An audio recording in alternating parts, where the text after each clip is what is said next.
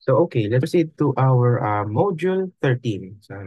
So module 13 is about the trigonometric and inverse trigonometric functions. So module 13 ito class.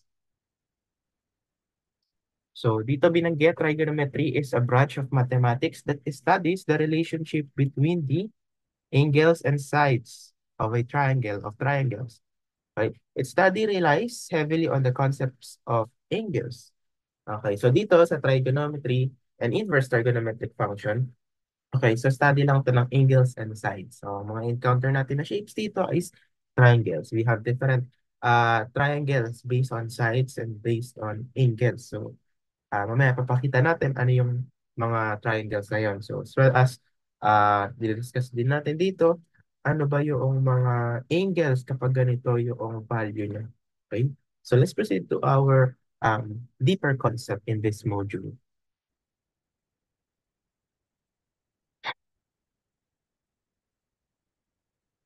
So okay, so first discuss natin ano ang angles and degree measurements or degree measures.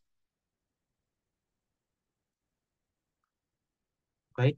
So as you can see here, meron tayong line AB. And then meron tayong point A and then point B. Sa point A, to the left, meron tayong parang arrow, di ba? Same goes with B na papunta naman sa right. So dito, meron tayong tinatawag na segment or line segment. So sa example natin, meron tayong segment AB na binabanggit, hindi ba? So pag sinabi natin segment, focus tayo doon sa line AB. Doon sa line AB, ang segment dyan ay etong A to B. Yan, itong buo na to. Kaya nung doon sa second part, yan, may segment AB. Ayan, hiniwalay lang niya. Okay? So yan ang segment or line segment. Pag line segment, point lang, end point to end points lang ang dulo. Okay? So ganyan lang itsura niya. So kasi susulat, kung i-drawing natin siya, bawa nagsosolve kayo or may problem, ganyan lang. Okay? Pwedeng ganyan, pwedeng pag ganito. Basta endpoint to endpoint lang ang line segment.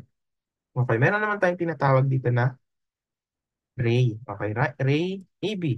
Pag ray AB naman is we have the initial point, okay, starting point, papunta sa infinity, okay, kung hanggang saan man yan.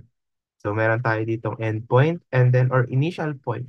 Tapos meron tayong arrowhead kung saan papunta yung direction natin. Ayan. Okay? So ganyan natin isulat yung ray. Merong isang point sa dulo and then yung kabilang end is arrowhead. Okay? So pag ray naman is meron kang endpoint tapos meron kang arrowhead. So yan, kagaya ng example natin, we have A and then we have B. Okay? Okay, we have here different types of angles depende kung ano ang sukat nila. And I know familiar naman na tayo dito, so medyo papahapyawan na lang natin siya. No? So first, of course, we know the acute angle. The angle na meron ng acute angle dapat is greater than 0 but less than 90 degrees. Okay, so kahit 89.99 degrees yan, acute angle pa rin. Basta lower than 90 degrees. Now we have the right angle. Automatically, it's always 90 degrees. Pag 89 yan, hindi na siya pasok sa right angle. Pasok na siya sa acute. Pero kung 91, pasok na siya sa obtuse. Okay? Dahil sa obtuse, ang angle theta natin is dapat greater than 90 but less than 180. Okay?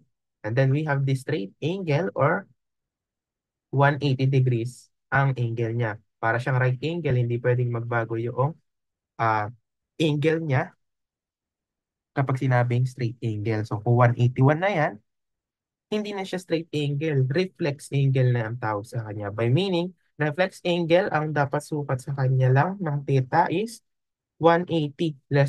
Greater than 180 but less than 360. So as you can see, meron tayong mga parang umiikot na arrow dito. Yun lagi ang direction natin. Pag ganito yung ikot ng angle natin, ang tawag dito is counterclockwise. Isipin nyo na lang yung ikot ng relo. Di ba ang ikot ng relo is pag ganon, yun ay clockwise. Okay? So kapag nakasaliwa yung ikot do sa ikot ng relo, yun ay counterclockwise. Okay? So dito sa paggamit ng angles, kapag ang ikot ng angle is counterclockwise, positive yun. And ito ang kanilang initial point, yung positive x-axis. Okay? Sir, paano pag bumaliktad yung ikot ng angle natin? Pag naging clockwise, yun ay negative angle plus. Okay, so try natin mamaya magpakita ng example para mas magets nyo. Okay, so halimbawa meron ka dito, ito yung initial na positive x-axis. Ayan.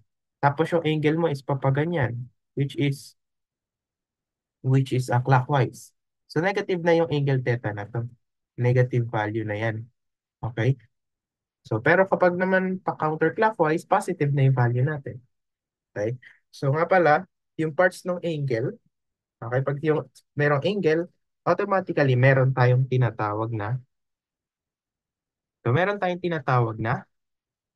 initial side. Okay, pag binigyan tayo ng angle, of course, may mga components ng ating angle, ano? So, meron tayong tinatawag na initial side. So, usually, ito ay nag-i-start at positive x-axis. Okay? So, as you can see, it is counterclockwise, therefore, positive ang theta niyan. Diba? Okay, so, syempre, kung meron kang initial side, or uh, initial, uh, initial, kung meron kang initial side or initial ray, tinatawag din to na initial ray. Parehas lang din yan. Kasi ray naman talaga yan. Meron kang endpoint. O tapos meron kang arrowhead sa dulo.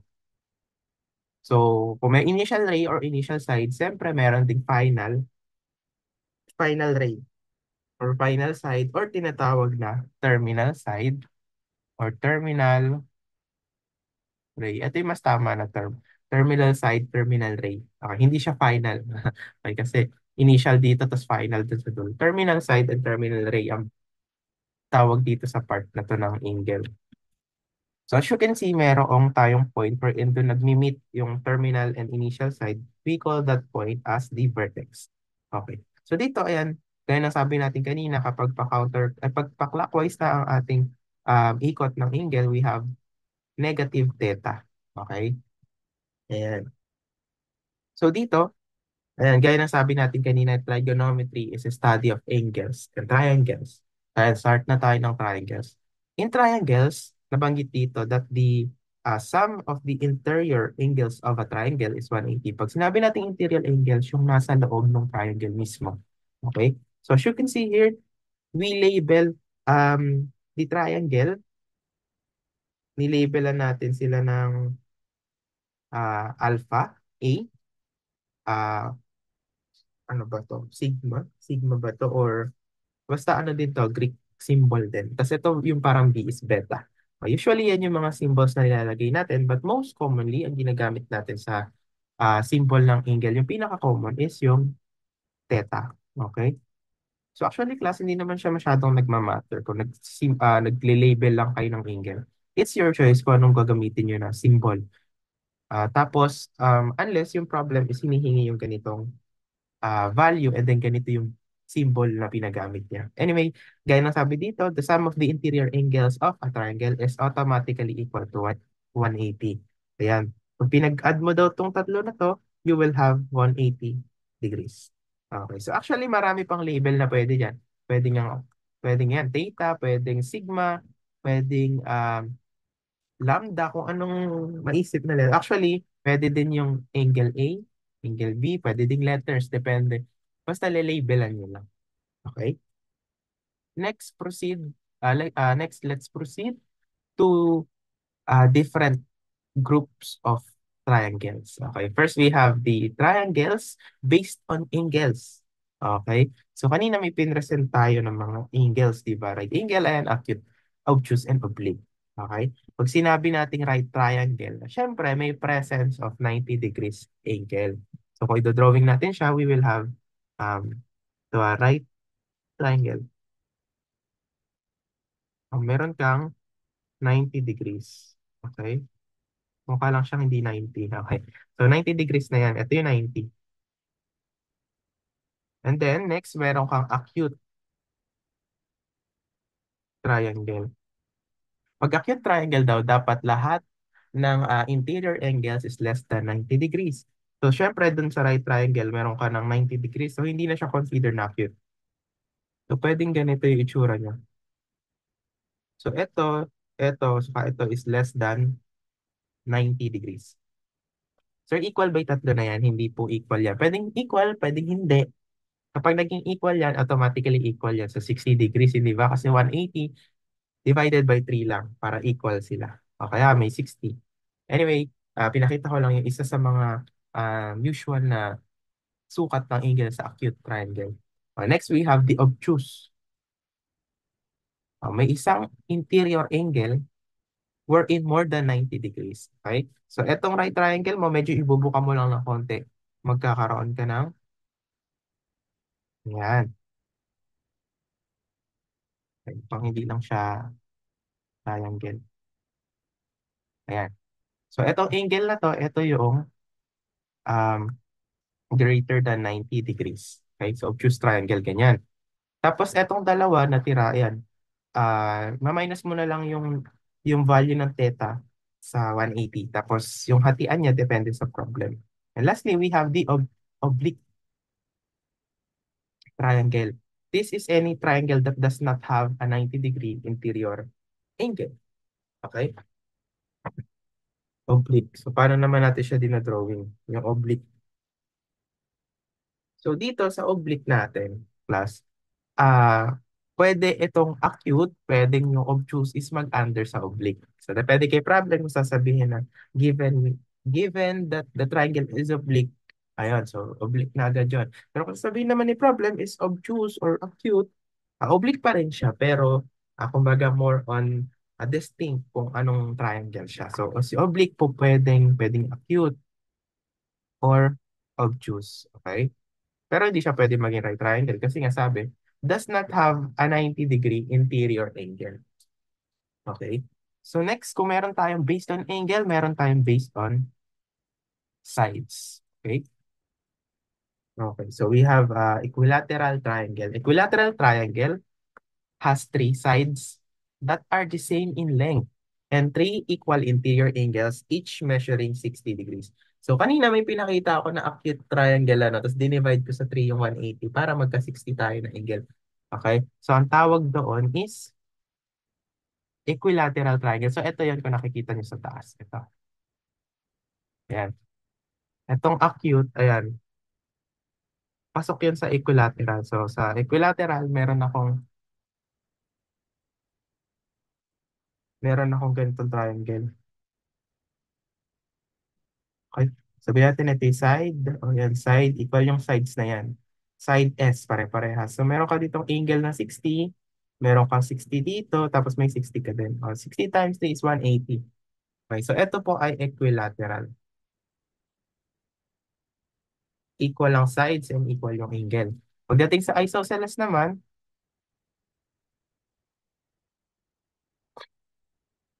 the triangle has two sides that are the same length. Okay, may dalawa daw sides na the same length. Okay, side S.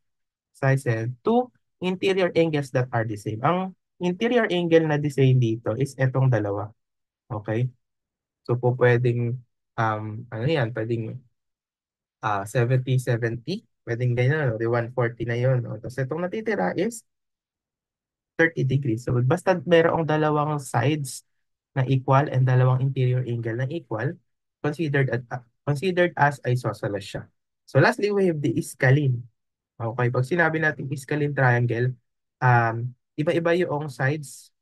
Meron ka side A, side B, or side C. Okay, hindi rin equal ang kanilang angle dyan. Okay, so walang equal. Okay, so sana clear tayo doon. Okay, let's proceed sa focus natin na right triangle. Okay. Sa right triangle kasi, ito yung pinakagamitin natin na analysis. Okay, gamitin na triangle sa analysis natin. Hindi lang sa math, but even to higher subjects and higher topics when it comes to engineering. So dito we have the right triangle. Ayun, as you can see, meron tayo dito 90 degrees. Okay? Yan yung symbol natin pag perpendicular ang two lines or pag 90 degrees ang angle ng two lines. Okay? Meron tayong, ang parts ng right triangle is yung dalawang leg niya yung perpendicular to each other, and then yung natitirang side is yung pinakamahaba, which is the hypotenuse. Okay, so convert natin siya into this, magkakaroon ka label na A, which is yung isang leg, and then B yung isang leg, and then yung C is hypotenuse. And then we have this formula. In order for us to get the value of each side, you need to use this relationship. And this relationship called the Pythagorean theorem. It says that Pythagorean theorem says that the sum of two squares, or the sum of the square of two sides of a triangle, is equal to the square of the third side of the triangle. So as you can see, yung sum ng square ng two side is yung a squared plus b squared. Ito yung two sides na tinutukoy sa kay b. Is equal to the square of the third side, which is yung c. Okay? So longest side yung c. So ito yung ginagamit talaga sa analysis. Yung a squared plus b squared is equal to c squared. Okay. So next, proceed tayo sa trigonometric function. So let theta be an acute angle in a right triangle. So actually, ayan, meron tayong um, sin theta opposite over hypotenuse. I'm sure familiar na kayo dyan. Kasi meron tayong tinatawag na SOHCAHTOA, di ba? So, ayan. So opposite side, actually class, itong opposite side na saka itong adjacent side, pwede na magkapalit yan. Nakadepende yung dalawa na yan sa theta. Kung yung theta is nandito, yung katapat niya na side, yun yung tinatawag natin opposite. Kung ano yung katabi niyang side, yun yung adjacent. Eh katabi naman niya sa hypotenuse, hindi. Kasi hindi siya yun yung hypotenuse. Kasi yun yung longest side. Kahit katabi pa ni angle o reference angle. Okay? So I know, alam niyo naman na yan. So you could remember the formula. So, katawa naman. Okay?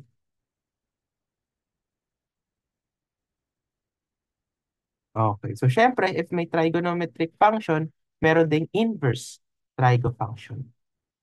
So, inverse trigo function is kabaligtaran lang. Okay? Sa inverse trigo function, ang formula natin is pa ganito. Okay? Kung kanina sa sine, meron tayong sine theta is equal to A over C, hindi ba? Ang kinukuha natin is, ang ginagamit natin is yung sine. Okay? So, dito naman, ang ginagamit natin is yung theta. Okay? So, nagkabaliktad lang itong portion na to saka itong theta kung napapansin nyo. So, usually class ginagamit ang inverse trigo function para makuha natin yung angle value, yung theta. Okay? So, halimbawa, meron kang, dito ginagamitan na natin ng calcu. Okay? Kasi may arc sine.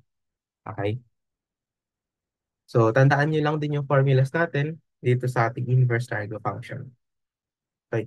Okay, so let's proceed to our example para mas magets natin ang ating topic. Okay? So we have here, example number 1, meron tayong triangle. Okay, etong leg natin, ito yung 90 degree. Yung isang leg natin is equal to x, yung length. We have 3 yung isang leg. And then hypotenuse is equal to 7. Anong pinapahanap kaya dyan? Di ba unknown yung x? So sabi natin, find x. So anong pwede natin gawin dyan na way para ma-solve natin siya? In order for us to get the value of x, use Pythagorean theorem. Okay? So kanina binigay natin yung formula ng Pythagorean theorem. A squared plus b squared is equal to c squared. So as you can see, meron tayong x, 7, and 3 na sides. So pwede nating sabihin na itong x is yung A, yung 3 ay yung B, and automatically lagi yung longest side, which is 7, is equal to c. Okay, so plug in natin dito sa formula natin, a squared, we have x squared. Plus, yung b is 3, huwag kalimutan yung squared, and then yung c is 7 squared. So gawin natin, simplify natin siya, o magiging x squared dyan. O, 3 squared is equal to 9, 7 squared is equal to 49. Ngayon, para makakuha natin yung value ng x, hiwalay natin si 9, lipat natin sa kabila. We have x squared is equal to 49, minus 9, we have x squared is equal to 40. So in order for us to finally get the value of x, square root ng both sides. We have x squared is equal to square root of 40 or pwede natin i-simplify yan into 2 square root of 10. Okay? Huwag kalimutan yung unit. So, sir, paano pag walang binigay na units kagaya ng 7, 3, saka x na yan? Lagyan nyo lang units. Okay? So, parang general form yan. Okay? So, class, pwede naman kahit ano dito yung isagot niya. Okay lang. Tama naman parehas yan.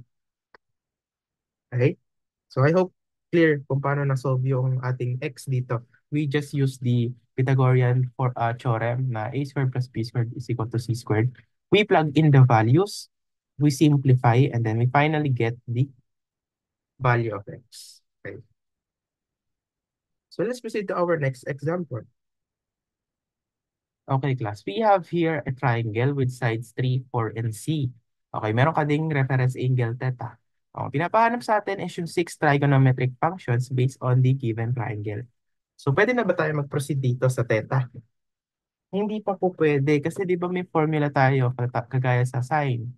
Sine theta is equal to opposite side over the hypotenuse. So, in this case, ang opposite side natin dito is yung 4 kasi ito yung reference angle natin. Ang nakatapat sa kanya is yung opposite side. And then yung 3, ito yung adjacent side. And then C is yung ating hypotenuse. Pwede na ba natin gamitin ito? Saka yung iba pang trigonometric function.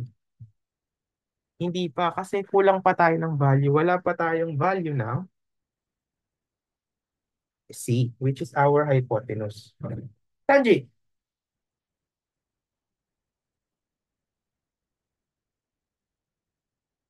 sige. Okay, so una natin gagawin, of course, kunin natin yung value ng C. So, paano natin kunin yun? So, gamitan ulit natin ng Pythagorean theorem by Pythagorean theorem. Okay? So, gamitin natin yung A squared plus B squared is equal to C squared. Okay? So, yung A squared is yung 4 or kahit yung 3, okay lang naman. So, gamitin na lang natin yung 4. So, 4 squared plus B is yung 3. Sir, A yung na 3 bakit sa B natin ginamit? Pwede naman kahit magbaliktad. Same lang naman yung 4 saka 3 na yan. At yung A na to is adjacent yan. Hindi yan A na A dito sa formula. Anyway, ayan yung C natin is yung pinapahanap. So, in order for us to get the value of C, pagpalitin ko lang class, halagay ko yung C squared dito. Simplify natin yung 4 squared, magiging 16. Yung 3 squared magiging 9. C squared is equal to 25. Get the square root of both sides. We have C is equal to square root of 25 is simplify. Okay? May value ka na ng C. Okay? May value na tayo ng C. O, lagay natin yung triangle natin dito. Meron kang theta, right triangle or right angle. We have 3, we have 4, and we have 5. So class, kapag may nakita kayong problem na may, kagaya nito, 3 and 4, automatic class lagi, 5 na tong hypotenuse. Ano yun? Parang common yun. Hindi pala common. Yun talaga. Pag may 3 and 4 na sides, tapos right triangle, automatic 5 na yung isang side. Okay, so automatic naman yun. So pwede nyo isolve just to prove. Mabilis lang din naman. Okay. Anyway, pwede na tayo magkumuha ng trigo functions based sa ating triangle. First, kunin natin yung sine theta. Okay. So sine theta is opposite over hypotenuse. Ang opposite niya is 4. Ang hypotenuse niya is 5. So therefore, ang sagot natin sa sine is eto na. Yan na agad yun. Substitute lang tayo ng value. For cosine, cosine naman tayo, ka. So we have the adjacent over the hypotenuse. O the adjacent side is 3, and then the hypotenuse is 5. O ito na yung sagot natin. For tangent, theta, we have TOA, or opposite over adjacent. Opposite is 4, and then the adjacent is 3. Yan ay sagot natin. Okay. So next we have the secant theta. Unahin natin yung cosecant. Sige. Cosecant theta. And cosecant theta is the reciprocal of sine theta. Therefore, kung reciprocal lang yan is, babaligtarin lang natin itong 4/5. 5/4 na siya. Okay? Reciprocal kasi kabaligtaran. So next, we have the secant theta, which is the reciprocal of cosine. We have 3/5 sa cosine theta. Therefore, in secant, we will have 5/3. Okay? So last, meron tayong cotangent theta. Yan ay reciprocal naman ng, reciprocal siya ng tangent theta. Therefore, we have 3/4. Bakit 3/4? Kasi 4/3 ang ating tangent. Okay? So pwede nyo isipin kung nalilito kayo, ang kapartner ni sine is yung may ko. Okay? Yung kapartner ni cosine, yung walang ko. O, yung walang ko. Kapartner ni tangent is yung may ko. Okay? Okay? Kumbaga dito kasi, um, so pwede nyo isipin yung ganyan. Okay? So I hope clear yung paggamit natin ng formulas dito sa ating Trigo functions. Okay? So let's proceed to our next example. So first, let's see kung ano ba yung problem na binigay sa atin. We have here a triangle. Anong triangle siya? Right triangle pa rin. Kasi meron tayong right angle dyan na 90. Okay? So binaligtad lang, umikot lang yung ating triangle. Okay? So baka kasi namalito na kayo agad pag nakita nyo bumaligtad na. Well, anyway, right triangle pa rin yan. So para hindi kayo malito, pwede nyo naman siyang gawing maayos. Okay, yung ganun sa katulad ng mga ginawa natin kanina na triangle. So, ayusin lang natin. We have here 90 degrees. Okay, iikot lang yan. Ito yung A. O, tapos ito yung square root of 65. And then ito yung 7. Okay, inayos lang natin. Tapos, yung theta natin is ito. So, kung anong convenience sa inyong gamitin sa dalawa na to, okay lang naman. Parehas lang naman yung sagot niyan. Okay. So, pwede natin gawin. Alisin ko na yung dinrawing kong bagong triangle para focus tayo dun sa given. Para ma-practice din kayo na pag-analyze pag nag-iba yung orientation. Okay? Okay. So, as you can see, meron tayong side A, side 7 yung unit niya, and then square root of 65. So, gamitin ulit natin yung Pythagorean theorem para makuha yung unknown side na A. Okay. So, we have A squared plus B squared is equal to C squared. C squared is equal to C, o side C is equal to square root of 65. Yung B, pwedeng 7, pwedeng A, ganun din yung A. Okay, so sabihin na lang natin yung A is yung mismong A lang din. So, A squared plus 7 is yung B squared. Square root of 65, squared. Okay, simplify natin sa sagot natin. We have A squared plus 49. Yung square root of 65, pag in-square, ayan ay 65 lang. So we have A squared, lipat ko yung 49 sa kabila, we have 65 minus 49. And then A squared, we have 16. Okay? So to get the value of A, get the square root of both sides. We have A is equal to 4 units. Okay, nakalimutan ko yata yung units kanina nung sa previous example. But anyway, let's proceed to our 6 trigonometric functions. Okay? Sine theta is equal to opposite over hypotenuse. So focus tayo sa triangle. Ano ba yung opposite side dyan? So we have here the reference angle theta. And ang kabaligtaran niya na side is 7. Therefore, ito yung opposite side. And then, itong isa is yung adjacent side. Okay, yun yung katabi eh. Yung side na katabi ng reference angle. Therefore, O, 7 over square root of 65. Okay, yan yung sagot natin sa sine theta. Next, proceed tayo sa cosine theta. Ito ay adjacent over hypotenuse. So dito, balik tayo sa drawing. Ang adjacent side is yung side A na nakuha natin, which is equal to 4. Hypotenuse is yung given na square root of 65. Therefore, ito na ang ating cosine theta. For tangent theta, we have opposite over adjacent side. And we know that opposite side is equal to 7. And then adjacent side, yun nakuha natin 4 units. Therefore, tangent theta is equal to 7/4. And then for the value of cosecant, secant, and tangent, kunin lang natin yung reciprocal ng tatlong na-solve natin.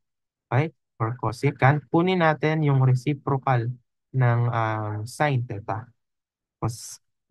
Kung 7/square root of 65, yung sin theta, pabalik rin lang natin, magiging square root of 65/7. Next, for the secant theta, reciprocal lang natin yung cosine theta na 4/square root of 65. Therefore, ang secant theta natin is 65/4. And lastly, for the cotangent theta, box out ko lang yung sagot natin. Kunin mo lang yung reciprocal ng tangent theta na 7/4 magiging 4/7. As simple as that. Okay? So kung medyo nalilito sa paggamit ng Pythagorean theorem and then paggamit ng trigo function, okay? Medyo balikan nyo lang ng konti yung video. Okay, so para magets nyo. Okay? Next. So kanina, mga sides ang ina-analyze natin, kagaya nito.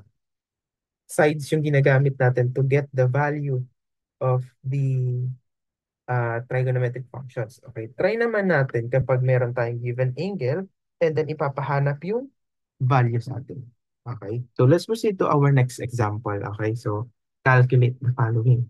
Okay, sine 30, cosine 45, tan 60, secant 125, and then cotangent of 220. Okay, kunin natin yung mga value niyan. Pwede natin gamitin yung calcu dito. Okay, so mag-calcu muna tayo. So first, we have C, D, E. Okay, so doon mo tayo sa A. We have the sine 30. So pag in-input natin sa calcu yan, make sure na nasa degree kayo. Ano? Nasa degree mode. So sine 30. Ibigay sa atin ni calcu is 1/2. So yun na yun. Yun na agad yun. So mabilis pag nagka-calcu. Okay?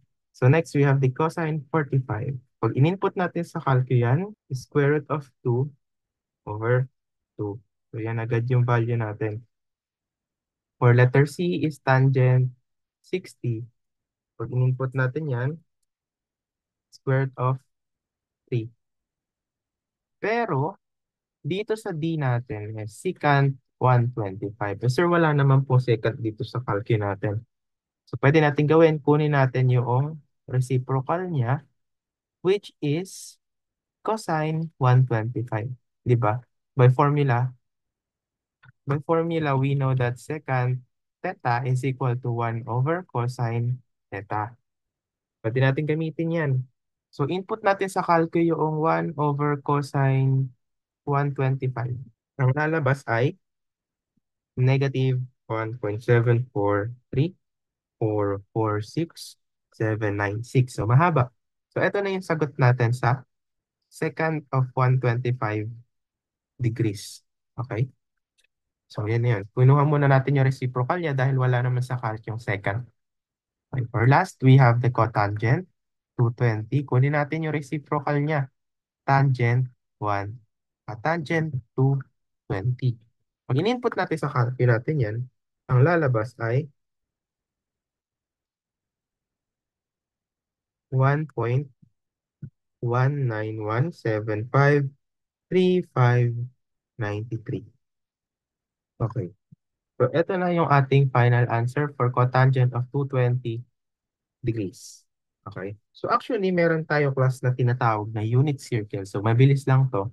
Pakita ko lang sa inyo para kung minsan pag wala kayong calcu or skill kasi siya, pag nakita nyo siya sa solution, maisa-substitute nyo agad yung value. Okay. So, proceed tayo dun. Ayan. We have here the unit circle. Okay. So, of course, in a circle, meron kang radius. So, mula dito sa center natin, papunta sa any point ng circle, yun yung radius. So, equal lagi yan sa 1. Yung radius ng circle na malaki na yan, equal sa 1. Okay. So, as you can see, meron tayo ditong 30 degrees. Diba? Ayan, nakalagay 30 degrees. Okay. Tapos, meron ding pi over 6. Saan galing yung pi over 6 na yan? So, di ba yung 30 degrees is naka-degree yan? Pag convert natin sa radian yan is magiging 30 degrees times. Ganito mag-convert ha. So, 180 over pi. Ay, raised na. Pi over 180. Okay? So, para ma-convert natin yung degree, to radians, kailangan natin i-multiply yung degrees sa pi over 180. So, pag ginawa natin yan, 30 pi over 180, yan ay equal sa 1 over 6 pi or simply equal to pi over 6. Okay, so nakita nyo, ito din yan, di ba? Yung pi over 6. Meaning, lahat ng naka-pi dyan sa ating unit circle is naka-radians. And then yung kabila naman, yung naka-degrees is degrees, of course. And then kung napapansin nyo din, meron tayong coordinates kada angle. Ano? So sa 30, we have the square root of 3 over 2 as the x value. And then 1 over 2 for the y value. Okay. So pag nakita nyo na 30 degrees ang angle nyo sa given, sa problem, halimbawa, sine. Okay, sine 30 degrees. Pag sinabi nating 30 degrees, sine, kunin nyo agad si 1 half. Okay? Kasi dito, sa 30 degrees or pi over 6, meron kang coordinates square root of 3 over 2 and 1 half. Okay? Si square root of 3 over 2 is x value which is automatically cosine value agad yan class. And then si 1 half is sine value. Pwede nyo isipin na x values is the cosine value. And then y values is the sine value. Okay? So, ang kinakabisado lang, tatlo lang yung value dyan plus. Ay, actually, lima. We have the 0, the 1, square root of 2 over 2, square root of 3 over 2, and then 1 half. O, lima lang yung kinakabisadong value dyan. Mag-iiba-iba lang yung sign nila. Okay, so pwede nyo makabisaduhin yan para pag nakakita kayo sa problem ng sign, 45. O, alam nyo agad na square root of 2 over 2 siya. Hindi nyo kailangan mag-calculate. Kabisado nyo siya. Mabilis lang kabisaduhin yung class. Okay, so pag nag-solve kayo ng maraming problems at ina-apply nyo, matatandaan nyo yung limang values na to and then palit-palitan nyo lang yung sign. Okay?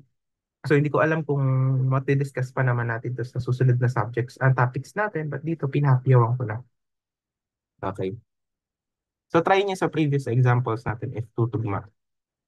Okay. And lastly pala class, paano naman kapag tangent ang hinahanap pala, nakalimutan kong banggitin. Pag tangent ang hinahanap, halimbawa nasa tangent 30 ka. Oh, ang hinahanap is tangent 30 and meron kang x and y value, di ba? So we know that in tangent, y over x din yan. Okay? So therefore, isa-substitute lang natin yung value ng y which is 1 half and then yung x is square root of 3 over 2. Sir, bakit ganun yung ginawa? Di ba pag tangent, theta, equal yan sa sine theta over cosine theta. And we know that sine theta is yung y value na 1 half and then yung cosine theta is yung x value na square root of 3 over 2. Kaya natin i-ginito. Okay? So, simplify nyo lang yan para makuha nyo yung tangent 30. Okay, so sana clear tayo doon kung paano pag-tangent. Pag naman cosecant, secant, and cotangent, and reciprocal na lang ulit kayo ng values from sine, cosine, and tangent. Okay. Okay, tuloy tayo sa ating example in this module. Example number 5. Tuloy lang natin. So we have here a triangle, a right triangle ulit. Okay, so ito yung right angle ng right triangle natin. We have side o angle B. And then meron tayong 30 degrees. So meron tayong side dito na 3. We have here side C. And then 3 yung isang side. So ang pinapahanap is calculate the missing side, which is C. And then yung B na angle. Ano daw yan? Angle B. So paano na pwede natin gawin dyan? Solve muna natin yung C. Okay. Used Pythagorean theorem ulit. Ginagamit natin class ang Pythagorean theorem kapag may given sa atin na two sides. Okay. And in this problem, meron naman tayong two sides na square root of 3 and 3. Okay. Proceed tayo sa a squared plus b squared is equal to c squared. Pero pag isa lang yung side na binigay, medyo hindi natin pwedeng i-proceed kay Pythagorean theorem. Okay, mahihirapan tayo i-solve. So we have to solve another side or tingnan natin yung ibang given para ma-solve natin yung unknown. Well, anyway, i-plug in na natin ang ating mga formulas. Sa A, it's either square root of 3 or 3, kahit ano dyan. So gamitin ko na lang is yung square root of 3. Okay, squared plus 3 squared. And then yung unknown na c. Lipat ko sa kabila yung c squared. Square root of 3 squared is 3 plus 3 squared is 9. So squared is equal to 12. Kunin yung square root ng both sides. We have c is equal to square root of 12 units. Okay? And then, next natin gawin ay kunin naman natin yung isang ano, yung angle B. Meron na tayong sagot dun sa isa. So, in order for us to get the value of B, ano kaya ang pwede natin? Balikan natin yung sinabi kanina sa discussion natin that the sum of all interior angles is equal to 180 degrees. Okay? So as you can see here in our triangle, meron tayong 30, hindi ba? So 30. Oh, plus yung unknown natin na B, add natin. Plus, ano to? Di ba 90 ito? Ayan. Sa right triangle, meron tayong 90. Okay, may ibang angle pa ba? Wala na, kasi tatlo lang yung angle, right triangle lang tayo. Okay, equal daw yan sa 180. Okay, in order for us to get the value of angle B, simplify natin ang ating equation. We have 180, lipat ko yung 30, lipat ko yung 90. B is equal to 60 degrees. Huwag kakalimutan yung degrees kasi mali din yan kapag walang unit. Okay? Therefore, we have the answer for angle B. Okay? Isin ko lang. Actually, class, may isa pang approach paano natin masosolve yung ating B. Okay? Sige, try natin yung alternative solution. Okay?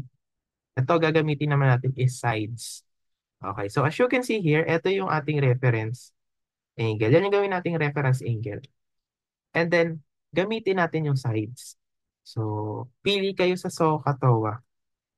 Pili kayo. Kahit ano dyan pwede. Sabihin na lang natin is yung sine. Ay, yung TOA. Tangent na lang. So, yung gamitin natin. We have tangent B. B kasi angle natin. Yung opposite niya na 3. And then, square root of 3. So, dito na papasok yung arc function. Okay, yung inverse functions natin. Baba ko lang yung ating screen. So, use inverse function or inverse trigo functions. Okay, so we have tangent B is equal to 3 over square root of 3. Sa calcu, kunin nyo yung calcu nyo, i-type nyo, sulat ko lang yung B. Type nyo sa calcu to, arctan of 3 over square root of 3. Pag tinype nyo yun sa calcu, po pwedeng shift, click nyo yung shift, plus yung tangent button. Okay? And then, i-input nyo yung 3 square root of 3. Grouping symbol. Okay? Okay, so dapat ang lalabas sa calcu nyo, dapat ganito yung lalabas sa calcu nyo ha. Dapat pag nakatype sa calcu, ganito. Arctan 3 over square root of 3. Dapat ganyan ang lalabas sa calcu nyo. Tapos nandito yung answer. Okay? So, magiging sagot ay 60. So, as you can see, yung nakuha natin using inverse function or inverse trigo function is parehas dun sa nakuha natin nung ginamit natin yung summation of all interior angles of a triangle. So, kahit ano dyan, pwede naman. Tama din yung makukuha niyo sagot. So, sir, ano po pwede namin unahin i-solve dyan? Kahit ano naman yung angle B, angle C. Okay, so nagpakita tayo dito ng alternative solution sa pagkuha ng side ay yung angle B. Pwede pa nating pakitaan ng additional solution itong pagkuha ng C naman. Okay, pwede din naman ibang way. Okay, so para may option lang kayo.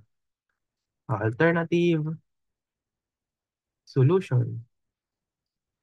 Ito for solving angle B. Ito for solving side C. Okay? So dito binigyan kayo ng 30, di ba? May 30 ka dyan. Pwede natin gamitin yan as reference angle naman. Theta is equal to 30. Right? So meron kang 3 na sides, may square root of 3, and then may hypotenuse na C. O, pwede natin gamitin is, pili ka na lang dito so, sa kaka. Hindi pwede yung tangent ha. Kasi hypotenuse yung C. Hindi natin magagamit. O, pili sa sine or cosine. O, pwede sine na lang. Okay. Sine ay yung theta natin na 30. O, opposite. Ang opposite niya is square root of 3 and then yung hypotenuse na C. O, C, cross multiply ito. Ayan. We will have square root of 3 over sine 30. Plug into your calculators. We have 2 square root of 3 units. So, sir, magkaiba yata yung nakuha natin. Parehas lang yan, class. Kasi yung 12 is square root of 12. Pwede pa nating i-factor out yun sa 2, 2, 3, di ba? And then yung 2, ilabas natin, magiging 2 square root of 3 talaga. So, parehas lang yan. Okay, parehas lang yan. Same. Okay. So either of the two solutions being presented in our discussion is valid. Okay, so kahit ano class ang gamitin niyo dyan, basta tama yung sagot, i-consider naman natin siya. Okay. So if you have questions and clarification dito sa example natin, kindly pause the video, i-rewind nyo lang, and then balikan nyo yung discussion. Okay. So let's proceed to our next example. So we have here another right triangle. Sir, bakit puro right triangle? Ang focus muna natin class is right triangle. Okay.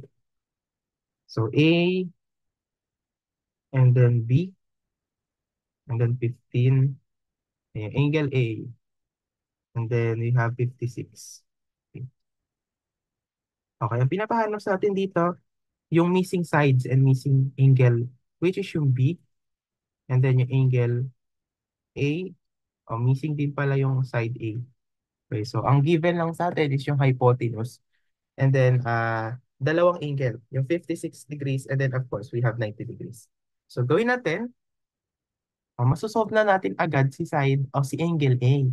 Kasi, gamitin ulit natin yung sum of all interior angles in a triangle which is equal to 180. Hindi ba? So, 180 is equal to, ayan yung angle A natin, plus 56 plus 90 degrees. Makukuha na natin si angle A. Input lang sa calcu, 180 minus 56 minus 90. We have angle A is equal to 34. 34 degrees. Okay, yung mga unit, huwag kakalimutan. Next, pwede na kaya natin i-solve si A, side A and side B? Pwede naman na. Pwede naman na natin i-solve. Gamitan ulit natin ng trigo functions. Okay? Solve for A and B using trigo functions. Okay. So we have angle 56. Okay. Tapos may hypotenuse na 15. Pili kayo kung opposite or adjacent side ang gagamitin natin. Sige. For A, sige. Side A muna. O, ano ang side A if 56 ang reference angle? A is the adjacent side. Therefore, we will use cosine. Okay? Adjacent side over hypotenuse. We have cosine 56. Adjacent side is yun yung hinahanap natin, and h is equal to 15. Cross multiply, we will have a is equal to 15 cosine 56 degrees. So input natin sa calcu kung anong lalabas. Ang lalabas ay 8.3878.9. So mahaba pa yan. Pwede na lang natin sabihin na 8.388. Huwag kalimutan yung unit na units. Right? 8.388. So mahaba pa yan. Pwede namang i-round up na lang. So now we have the value of A. Let's solve for side B. Okay, so cosine ginamit natin sa isa dahil adjacent side ng A. Let's proceed to sine theta dahil opposite ang B. Okay, so substitute the values. We have sine 56 degrees. Opposite side is yung unknown na B. Hypotenuse is 15. Cross multiply, we will have B is equal to 15 sine 56. And then the value of B is equal to 12 point, mahaba ulit eh, 12.43556.359. Ayan yung sakto sa calcu. Pero sabihin na lang natin, yan ay approximately equal to 12.436 units. Kung napapansin niyo, class, meron akong equal sign. Tapos meron pa yung parang umaalon. Ibig sabihin nito approximately. Approximate. Approximate value. Okay? Okay, so baka kasi nakikita niyo, sir, bakit may parang umaalon na equal? Okay, so yun lang meaning na. Parang in-approximate lang natin, hindi sakto yung value natin. Okay, so now nakuha na natin yung ating mga values. So I hope clear kasi parehas lang to. Almost the same ng previous example. Let's proceed to our last example in this module. Okay, we have here a given right triangle. Okay, we have two sides, 37.21 and 19.67. And then ang pinapahanap sa atin dito is yung angle A and then yung angle B. Okay, so dito, binigyan tayo ng two sides. So po pwedeng itong two sides na to is hypotenuse and adjacent side or opposite side. But here in 37.21, we know that it is automatically the hypotenuse. Okay? Pero yung 19.67, ano ba siya? Opposite or adjacent? It depends on the reference angle na gagamitin natin. So sabihin natin if our reference angle is yung angle A, pag yung reference angle natin is yung angle A, automatically yung A o yung 19.67 is yung magiging adjacent side. Okay? And then yung 37.21, yun yung ating hypotenuse. Okay?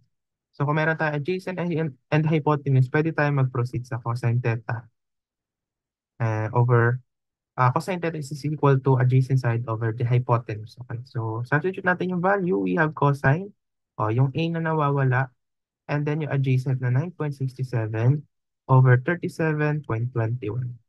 So get the inverse function. Okay, gamitin natin yung inverse function, which is arc cosine 19.67 over 37.21. Sa calcu, paki-input yan. Dapat ang itsura nun ay ganito. Cosine ay -1 sa taas.